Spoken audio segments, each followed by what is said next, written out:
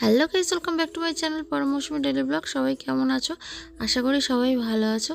আর আমি এখন আছি সোনারপুর স্টেশনে, যাব একটু যাদবপুরে।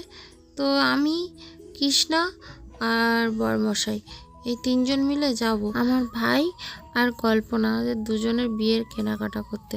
তো এখন ট্রেন আসছে, উঠে পড়ছি। এখন আছি যাদবপুর মার্কেটে। মার্কেটের মধ্যে খুব একটা বেশি ভিড় নেই, তার মধ্যে দু এক ফোঁটা করে বৃষ্টি হচ্ছে। তো বরমশাই এটা ওটা জিনিস দেখছিল, আর শুধু ও বলে না, আমরাও জিনিসপত্র দেখছিলাম।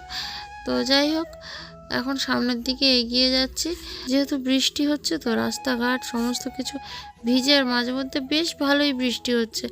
এই বৃষ্টির জন্য কিনা জানি না, বাজার পুরো ফাঁকা দেখতে পাচ্ছি। এই রকম সময়, মানে এরকম পুজোর আগে যাদবপুর মার্কেট এত ফাঁকা কোনো বছর দেখিনি। তো প্রতি বছর হয়তো আসতে পারি না, আগে 2-3 বছর এসেছিলাম, তখন দেখেছিলাম। তো এত ফাঁকা কোনো বছরই থাকে না। এমনকি কৃষ্ণাও তাই বলছিল যে ফাঁকা এতটা থাকে না কোনো বছর, এই বছরই দেখছি এতটা ফাঁকা।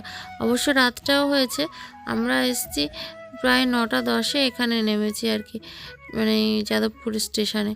আর ফুটের ধারে যে দোকানগুলো বসে সেগুলোও দেখতে পাচ্ছি না, 2-একটা দোকান আছে, আর বাদবাকি সব একদম বন্ধ।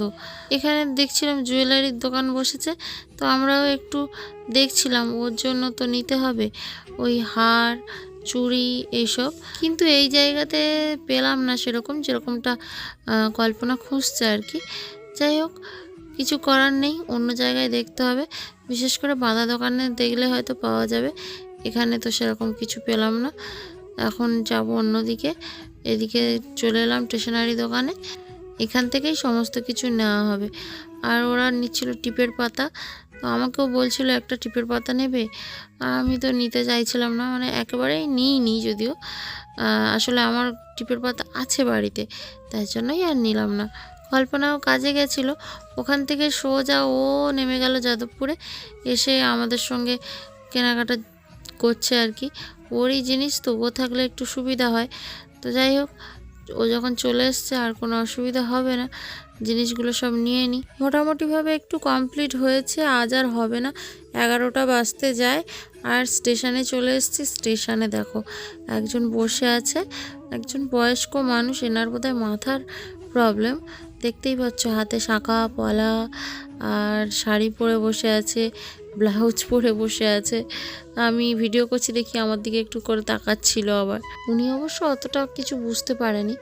চলে এলাম বাড়ির কাছাকাছি, দেখো দোকানপাট সব বন্ধ, শুনশান হয়ে গেছে রাস্তা, একদম ফাঁকা ফাঁকা। গাড়ি চলছে এমনি, মেন রোড যেহেতু, এখানে সারা রাত্রি গাড়ি চলে।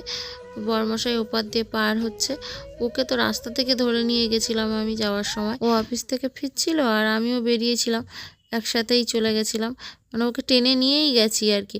বললাম একা একা আসবো অত রাত্রিবেলা, তুমি চলো। কেনাকাটা করতে কত রাত হবে তার ঠিক নেই, এই সন্ধ্যাবেলা বেরিয়েছি, তো সেই জন্যই ও আমার সঙ্গে গেছিলো। অবশ্য আমাদের এই রাস্তায় ভয়ের কিছু সেরকম নেই, তবুও নিয়ে গেছিলাম। হাতে তো প্রচুর জিনিসপত্র রয়েছে, আর গরমটাও বেশ ভালোই পড়েছে, ভীষণ কষ্ট হচ্ছে। তো গাইস, আজকের এই পর্যন্ত। আজকের মতো সবাইকে টাটা।